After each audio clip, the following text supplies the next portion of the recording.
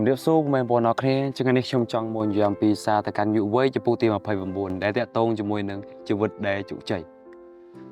តើបងប្អូនអរគ្នាចង់បានជីវិតមួយដែលជោគជ័យដែរទេតើនៅពេលដែលយើងបានជីវិតមួយជោគជ័យតើយើងបានវាមកដោយរបៀបណាអញ្ចឹងសម្រាប់យើងជាគ្រីស្ទាននៅពេលដែលយើងចង់បានជីវិតមួយដែលជោគជ័យគឺខ្ញុំនឹងលើកយកនៅពីរចំណុចដែលតាក់ទងជាមួយនឹងការធ្វើឲ្យយើងជោគជ័យទី1នោះគឺការសិក្សាអំពីព្រះគ្រីស្ទអញ្ចឹងបើសិនជាយើងចង់បានជីវិតមួយដែលជោគជ័យនៅក្នុងការបម្រើកិច្ចការងាររបស់ព្រះគឺយើងត្រូវការបដោតសំខាន់ជាងគេគឺទៅលើការសិក្សាអំពីព្រះអញ្ចឹងយើងរាល់គ្នាគឺត្រូវការសិក្សាអំពីព្រះដោយរយៈព្រះគម្ពីរឬក៏តាមគ្រូកងវិលអញ្ចឹងនៅពេលដែលយើងសិក្សាពីព្រះហើយនោះយើងនឹងដឹងថាជីវិតរបស់យើងគឺនឹងជោគជ័យដោយរបៀបណានៅពេលដែលយើងទុកចិត្តទៅលើព្រះនៅពេលយើងសិក្សាពីព្រះនោះព្រះអង្គនឹងធ្វើឲ្យជីវិតរបស់យើងកែប្រែពីចំណុចមួយទៅចំណុចមួយធ្វើឲ្យជីវិតរបស់យើងចាប់ផ្ដើមកើតឡើងមួយកម្រិតទៅមួយកម្រិតអញ្ចឹងហើយទៅជីវិតរបស់យើងនឹងមានភាពជោគជ័យ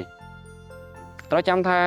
ព្រះគ្រីស្ទគឺព្រះអង្គជាព្រះលើអស់ទាំងព្រះគ្មានព្រះឯណាទៀតស្មើទ្រង់ឡើយ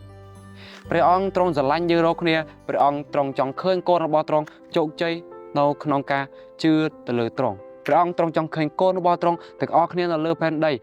បានឡើងទៅឯនគរតាំងសួគ៌នៅពេលដែលព្រះអង្គយាងមកវិញ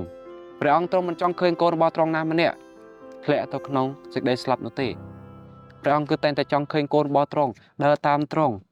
ហើយសិក្សាអំពីទ្រង់ឲ្យបានច្បាស់លាស់នោះជីវិតរបស់យើងនឹងបានជោគជ័យចំណុចមួយទៀតនោះគឺការទុកចិត្តទៅលើព្រះ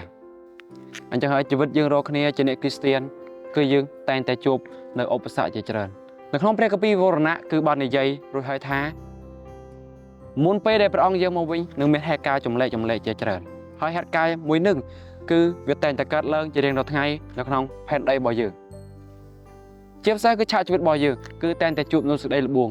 ពីក្រុមគ្រួសារពីមិត្តភ័ក្តិពីសាច់ញាតិផ្សេងបើសិនជាយើងទុកចិត្តទៅលើព្រះវិញនោះជីវិតរបស់យើងនឹងបានជោគជ័យនៅពេលដែលព្រះអង្គយាងមកវិញហើយយើងនឹងទទួលបាននូវជីវិតអកលដែលព្រះអង្គទ្រង់នឹងទុកសម្រាប់យើងរាល់គ្នាត្រូវដឹងថានៅពេលដែលយើងទុកចិត្តទៅលើព្រះនៅពេលដែលយើងសិក្សាអំពីព្រះសេចក្តីល្បួងប៉ុណ្ណាក៏ដោយក៏យើងអាចឈ្នះបានដែរដោយសារ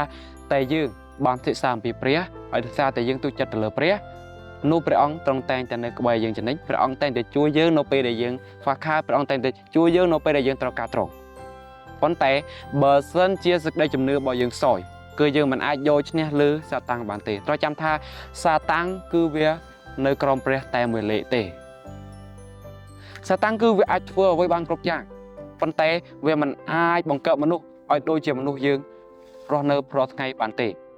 ប៉ុន្តែវាអាចក្លែងបន្លំរូបកាយអ្នកដែលស្លាប់ឲ្យខ្លាចទៅជាវិញ្ញាណមួយដែលធ្វើឲ្យមនុស្សយើងមានការភ័យខ្លាចអញ្ចឹងហើយទៅព្រះអង្គទ្រង់ចង់ឲ្យយើងទុកចិត្តទៅលើទ្រង់ហើយតែថាអំពីទ្រង់ឲ្យបានច្បាស់នោះយើងនឹងទទួលបាននូវជីវិតមួយដែលជោគជ័យអញ្ចឹងហើយសារទៅកាន់យុវវ័យថ្ងៃនេះគឺខ្ញុំមានតែប៉ុណ្្នឹងឯងខ្ញុំក៏សូមអរគុណដល់បងប្អូនអរគ្នាសម្រាប់ការទស្សនាវីដេអូមួយនេះសូមអរគុណនិងសូមជម្រាបលា